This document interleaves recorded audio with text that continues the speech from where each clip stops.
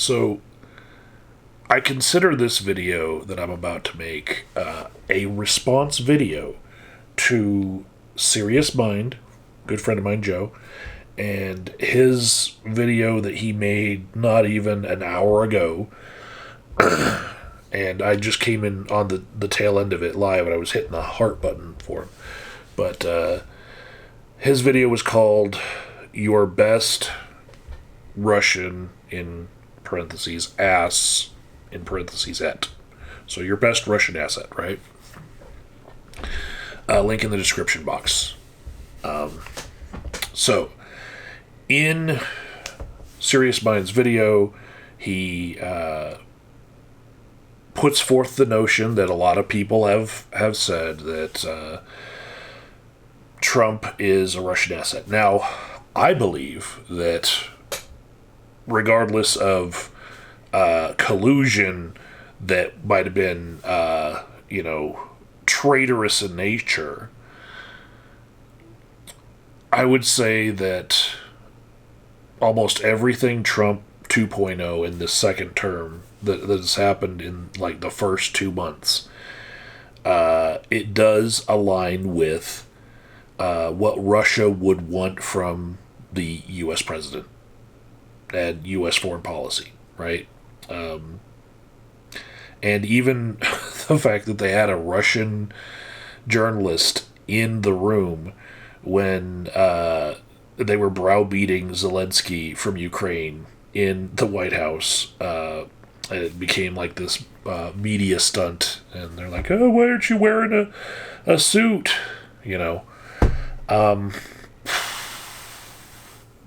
Just the way that there was, no Russian journalist got there accidentally, and then footage of it makes it to Russian TV the next day. They're obviously colluding on some level, right?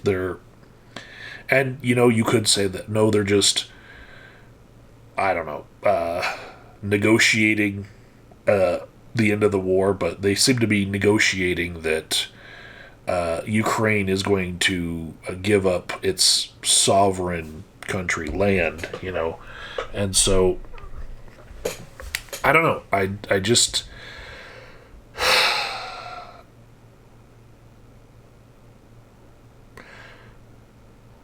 I get it, and I hate that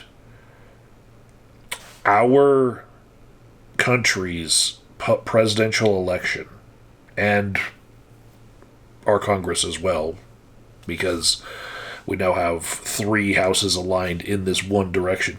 But the direction that our country is going actually is very determinant on the outcomes of wars around the world that shouldn't have anything to do with American politics. They should be able to have their own wars and solve them over there without it coming down to, oh no, like 1% of Americans flopped the other way because they believed one thing that was a lie, and oh my goodness, now billions of dollars are taken from one side of the war and pushed into the other, and we're just having forever wars because, American politics now has the Axis and allies being switched on just with one election. Just like mid-war, It's it's a lot to digest, and it's why there isn't a lot of people really doing what needs to be done to ensure that this side switching of wars and positions internationally doesn't kill millions upon millions of more people that that wouldn't have died if the U.S. hadn't switched sides so many times in the middle of their wars. I'm reminded of the movie Lord of War, where he was running guns to both sides of wars just to make money. But yeah, in SiriusMined's video, he called Trump the Muskchurian candidate, which is his planned words bringing up the idea of the Manchurian Candidate, which is Richard Condon novel that was made into a movie twice, and actually was probably plagiarized from a book called I, Claudius, but whatever. It's a very popular theme here, right?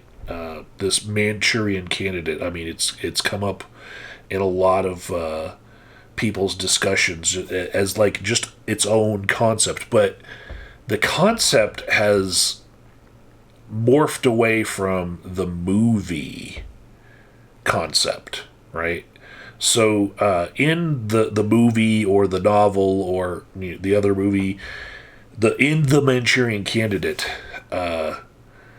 it's not exactly the presidential or would-be presidential candidate in the movie that is the brainwashed one. It's the soldier, Shaw, right? And so he's supposed to kill someone so that Senator Island in the movie, who's Eleanor Island's husband, he's supposed to ascend to the presidency as part of the plot of that movie. So it's weird to think of Trump himself as an asset, literally being the Manchurian candidate and being brainwashed by Russia because of his being in Russia, 40 years ago, and then maintaining ties with Russian oligarchs who gave him a lot of money since then. It's not the same literally as a parallel, right? A better parallel would be to think that maybe Elon Musk was being brainwashed through some sort of psychedelic ketamine therapy, which makes his eyes go everywhere during the inauguration, and he's been brainwashed into putting his billions of dollars behind a candidate who is doing Russia's bidding, but not with Trump being the brainwashed one. It's actually Musk. That would be a way better parallel as a story to the actual Manchurian Candidate story. But I will say that there are some similarities. First, there's the charismatic and polarizing leadership in both the Manchurian Candidate and in Donald Trump's candidacy. Trump's known for being like bombastic and having this weird charisma about him, and he polarizes the public. His supporters love him. His critics hate him, and in the novel, characters like Senator Island, who isn't brainwashed, right?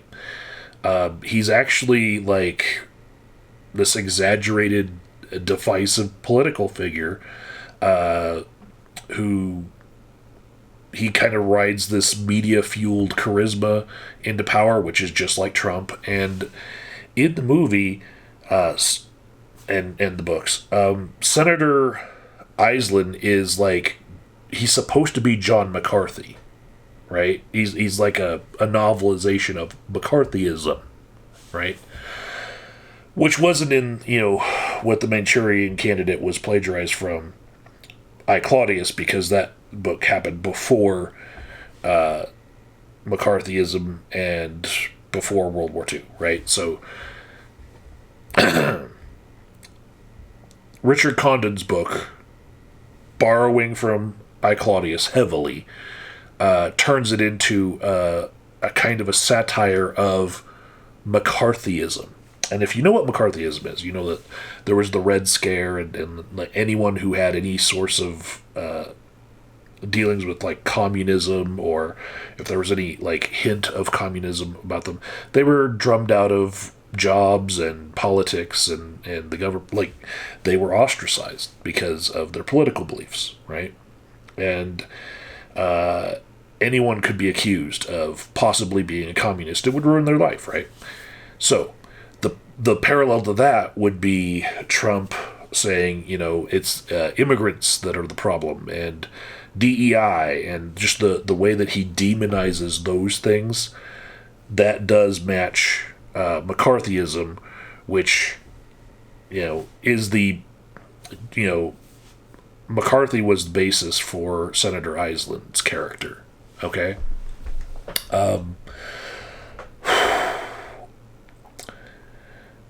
There's the weaponization of brainwashing and indoctrination that I would say, Trump lovers would say that all the liberals like me have Trump derangement syndrome, right? We are the one who are brainwashed, right? But they do like to project a lot. I've heard this term, every accusation is an admission, right? But Trump engages in like a cult-like rhetoric using repetition, emotional appeals, and a lot of disinformation to influence his base, right? If you say that Trump lies, no one who loves Trump is going to really argue with you that we can point to 100 lies. They know. We've told them. They know that he lies, right? But it's that pacing, that rhetoric, that emotional appeal, that's what makes it like brainwashing and indoctrination. Just the way that he holds rallies in order to have people be in that personal space so he can put that pressure on them. That's a form of brainwashing, right? Just like when you see people slain in the spirit in evangelical churches where they believe in, flopping on the ground like a fish because somebody said, "I command you in the name of God," and then they all just fall down. Like, that's what Trump is doing at his rallies, right? It is very cult-like. In the novel, in the books, and in the movies, the central part of the plot is literal brainwashing, where there's this soldier who's turned into a sleeper agent, and then it's just showing how powerful figures like Senator Island's wife can control others. But what Trump does is more like a massive effect, and it doesn't have like the literal ability to make people instant assassins, even though he can tell people like, hey, beat that guy's ass on the way out for yelling at my rally, and they might do it, and they have. And January 6th, of course, he can just hint like, hey, democracy's at stake, you need to go do some stuff, and then they go there, kill a couple cops, and storm the Capitol, cause millions of dollars in damage that now that they're getting pardoned, they have legal arguments that they don't even have to pay restitution on, so us taxpayers have to pay that. Fuck, anyways. Down that tangent. Brainwashing in the book and the movie is literal. And political influence in the book and movie is more like what Trump does. But it's a little bit more literal in the book, I'd say. But like, on some level, there's manipulation of media and like spectacle, right? Trump has mastered the art of media manipulation at this point. Like, there's no doubt about it, right? He turns politics into like his own reality TV show, and it's all performance. And in the novel, it just kind of satires. It satirizes the way that media spectacle can elevate absurdity to power. Like the movie Idiocracy, and it's especially in the movie versions, you see them using TV and press theatrics for political gain. So, but that's like adaptation, so they have to do it like quickly to, so they just show those things, and so they're a lot. The movies are more a lot like what Trump does, because shorthand showing somebody manipulating the press is like, it's making pages upon pages of the book into like one scene, and then we get it as shorthand. We figure that a lot more has happened of the same thing. But, yeah. So there's this paranoia about Trump and using conspiracy theories as like a tool of power, right? Trump regularly invokes conspiracy theories and gives dog whistles to the people who believed in QAnon. He talks about the deep state. He talks about fake news. And he undermines his opponents and rallies his own support with these conspiracy theories as a tool, right? And in the Manchurian Candidate, it's built on like Cold War propaganda. So it's about communists being, super evil instead of DEI and immigrants and whatnot. And it's also about sleeper agents, like the conspiracy theory about like MK Ultra and traitors within, which, I mean, if indeed Trump is doing the bidding of Russia, like lockstep, like whatever they say he does, then maybe the traitor within thing is, as a theme, it's connected, but it is possible that Trump, just being hungry for money, is being led along with people setting up ways for him to make more money internationally, and it's not like he thinks that he's in league with Russia. He's just in league with money, right? Like his crypto scams, which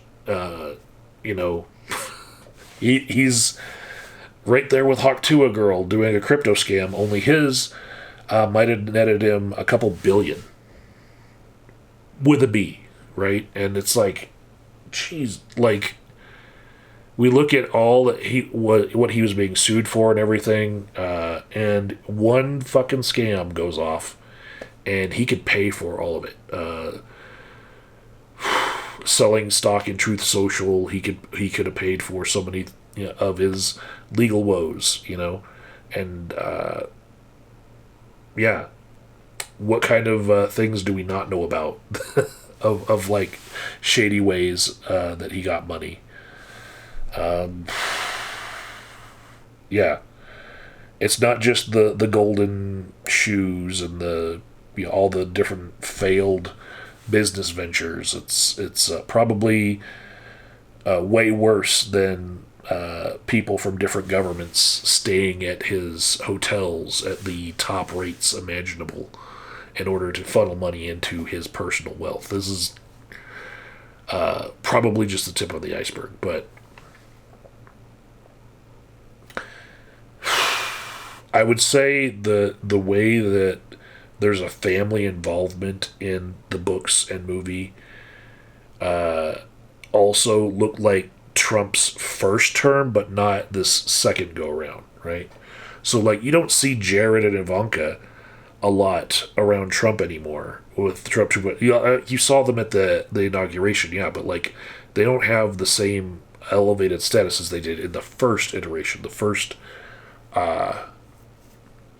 4 years of his first term, because it seems like they have better things to do or more grift to do, and like just being part of the government just limits them, So it was like Ivanka, Don Jr., Jared, and Jared bringing peace to the Middle East didn't quite work, and that was his whole job last time around. But just him being connected with a lot of the people, with what's going on now in Israel, tells me that yeah, it makes sense that this Israel, U.S., Russia axis that has just been formed, are all three. The commonality with them, if we really want to compare things here, compare U.S., Russia, and Israel, right? Don't compare like Trump to this movie and book, like U.S., Russia, and Israel, right? All three of them, modern colonization, right? In the U.S., we take away lands from the indigenous people, and we are threatening Canada and Greenland now because of Trump, as far as annexation, right? And Israel taking away Palestinian land, and whatever treaties or accords that they have, they shrink it more. They're now occupying some spots in Lebanon that when things go wrong in Syria, they like to try to take a little land there, and they're probably when they finish what's on their plate, I would not be surprised if Israel doesn't push across past the Gaza Strip into Egypt, just to take over the other side, so that they can have both sides of a canal, so that they can control all the money that's made from it. I say it now, like I'm some psychic, but everyone can see it. Everyone can see that they're taking the other side of the Gaza Strip so that they can build the Ben Gurion Canal, right? So that they can have two shipping lanes, right? Everyone knows, it's the long-term goal of the Israelis. So, and they're just going to keep on expanding, killing brown people. That's what they do, right? So, the expansion, we're going to call it colonization for a second. Put it aside. We got America and Israel together in that. We know that Russia took the Crimean Peninsula. They've taken parts of Georgia in the past. They want to get back to the very large Soviet Union that they were before. And Putin feels like, with the dissolution of the USSR, that he had a personal inch of his penis chopped off, and he wants to grow it back. So he wants to, push Russian territory into more places, and there's a lot of money to be made in colonization, and capitalism somewhat depends on always being able to expand, right? If you hit the border, the frontier of everywhere that you're allowed to expand into, capitalism starts to eat itself. So you need to have more coming in. The capitalism loves to just gobble up more and more and more resources. So when you can't expand anymore, that's when you have problems. And so all three of these countries are the ones that are trying to expand, and right now they are in collusion with each other, right? So yeah, that's the thing that I think we should all be comparing the most is colonialism among those three nations. I don't like that we are in that boat.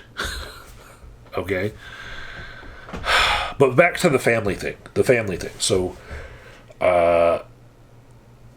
Trump had basically a whole bunch of his cabinet were his own family members, right? All of his trusted advisors, family members in his first term.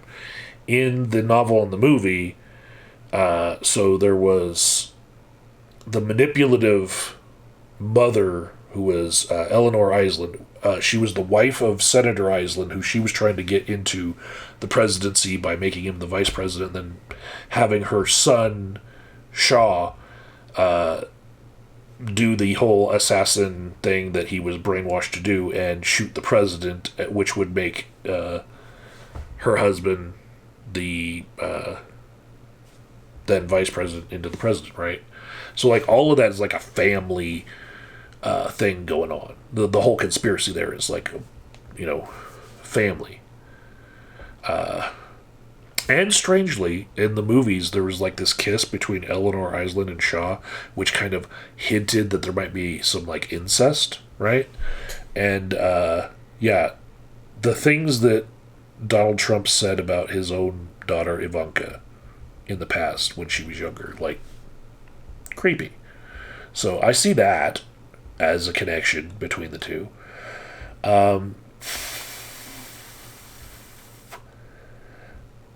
I would say both Donald Trump and the Manchurian Candidate movie have these overtones of like nationalism and authoritarianism, right?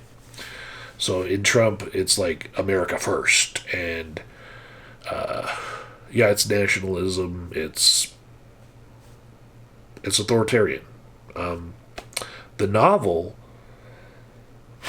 is exploring how demagogues use patriotic language to cover up like fascist and authoritarian agendas, right? It's more about Cold War stuff than it is about Trump, right? It's like directly satirizing things that came after World War II with McCarthyism and Cold War stuff. So for as much as it still fits, I'd say, yeah, it's a match as far as what's in the movie and what's coming out of Donald Trump. But, the Cold War era had its own flavor to it. So there's also this theme of, like, the traitor among us. Sabotage from within, right? And so Trump, he's accused by SiriusMined in his video of undermining democratic norms. There's no more decorum, undermining institutions, of things that we would really like to have, but now we're not going to have because of him, and attacking our allies, and destroying our connections to our friendly countries, and doing all of this from within the U.S. government as the president. And so, and having a lot of sway over all of the Congress, because he has majorities in both the House and Senate that follow him. In the novel,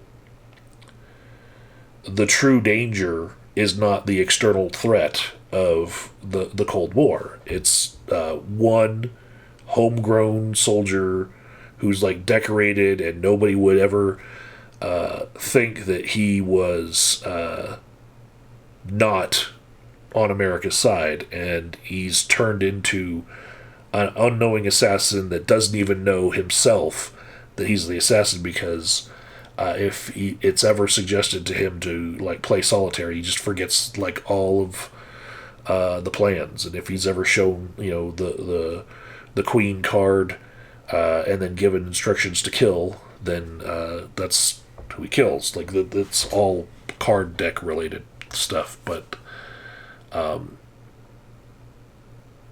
yeah, I can see how the unknowing assassin part, the Manchurian Candidate part of it, how the unknowing is what Joe is talking about when he says that Trump could just be a useful idiot. He could be, doing Russia's bidding without knowing that he's doing it. Like he could be brainwashed or being led along by them and not realize that all this money grabbing that he's doing is actually benefiting this other country more than the American public. So I see that part too, but like it's more just like the sabotage from within part that to me is like a more savory parallel, right? the unknowing part, it's like, well, who is the unknowing one? Is it Musk? Is it Trump? Is it, all the people who follow Trump because he's already elected president? So it's like, 51, slightly more than 50% of the voters, But, yeah. Also, on like a weak sauce connection thing, I think the cult of personality just, how like Trump's political movement is really like loyal to him, with his followers just giving up like any sort of principles that they had, just to say, like, I don't care about what I believe. I don't care if you say that he did this wrong and it's against my interests. I like Trump, right? And they will vote against their own party if Trump says so. Like, these are like lifelong Republicans, but if Trump says he doesn't like that particular Republican, they're out. And so his followers are really loyal to just Trump, and it takes a lot of manipulation and a lot of what Trump has done with that sort of mass cult following indoctrination. All of these rallies that he does, that's what it takes for that to work on like a massive scale. But in the novel, the manipulation power structures are more reliant on like straight up brainwashing. We're talking like psychological programming, that's, it's more about that one soldier Shaw, and not so much like all of the influence that the demagoguery has like been used to make like Senator Eisland kind of almost like near mythical, or like, the heir apparent, like it's obvious that he's, politically upwardly mobile, and so yeah, there's parallels there, but I don't know. Just like I talked about, like, colonization should be the thing that we're comparing here, instead of the Manchurian Candidate and Donald Trump, right? We should be comparing how 3 very powerful nuclear power countries have decided to expand their borders or threaten it, and have a history of doing so, and they all 3 seem to have a manifest destiny going on, where they just want to, carve up the world between the 3 of them, right? We should be talking about that shit. Just like that, I will also say that after thinking about the connection between the Manchurian Candidate and Trump, I actually started thinking about how a lot of people like to call Trump a Nazi and call Musk's cars swastikars, and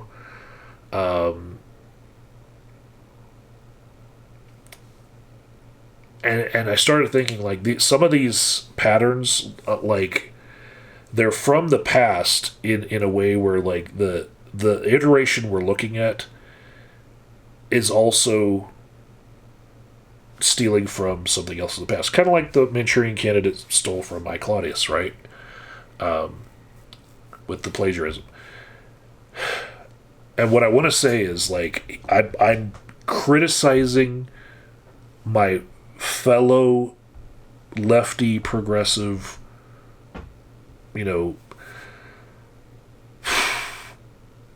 my group, right? My people. I'm criticizing you guys and saying, calling Trump a Nazi removes American history from what Trump is, right? We see how both parties kind of align themselves with certain interests. Like, Like Israel, for instance, like AIPAC is paying off all of our politicians, right? But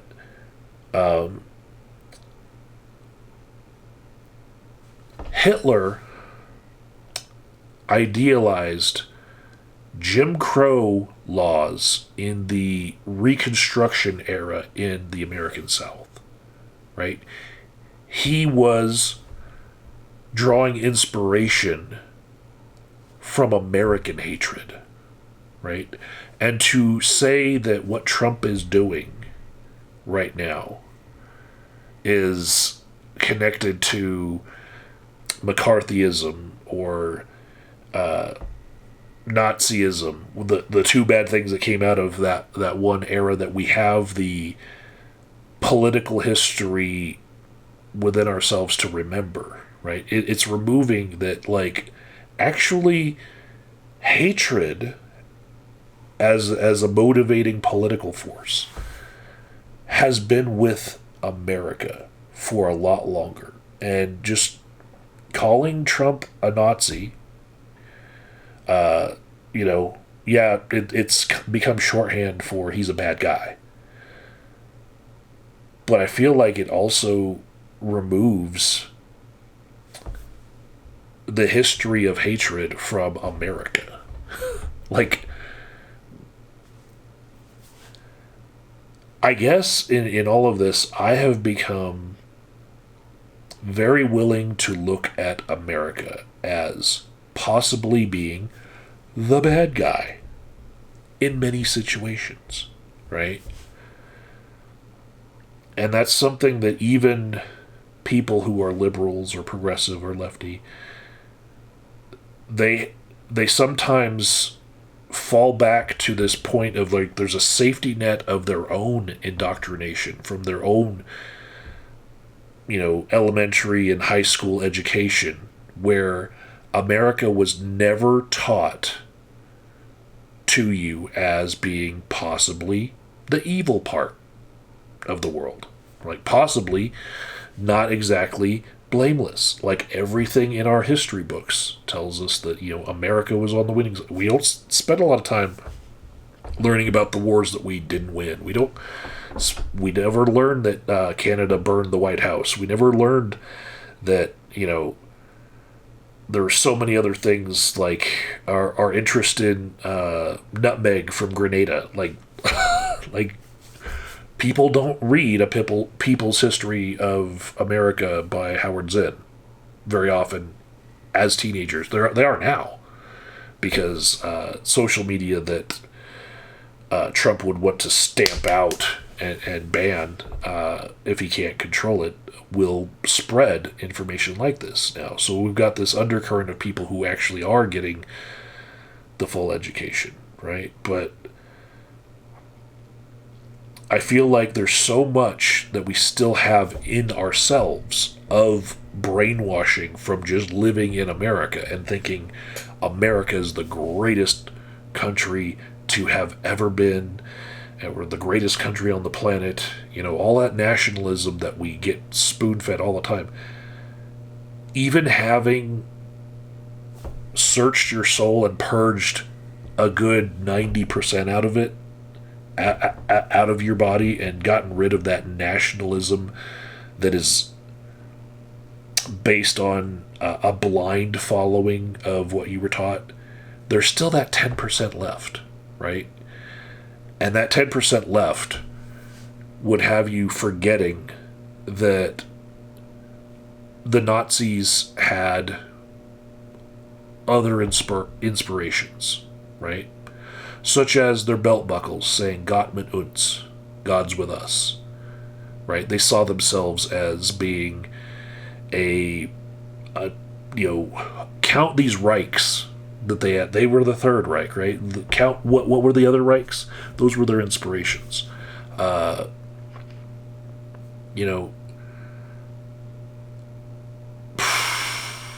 They were drawing inspiration from America as well.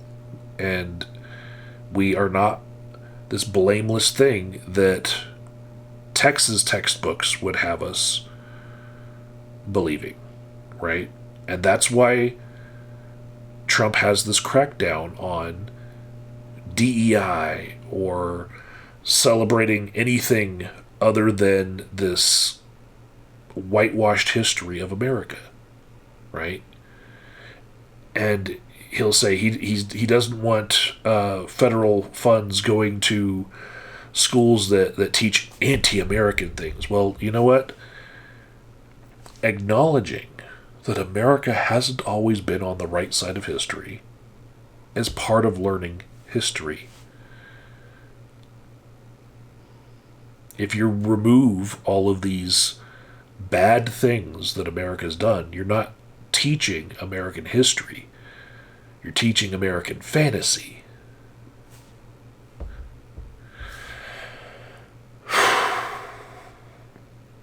That's it for today.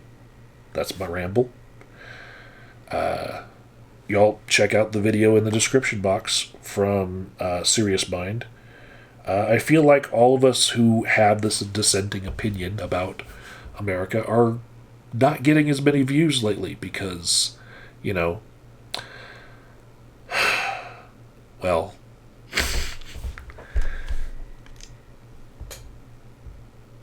I'll save that for another video.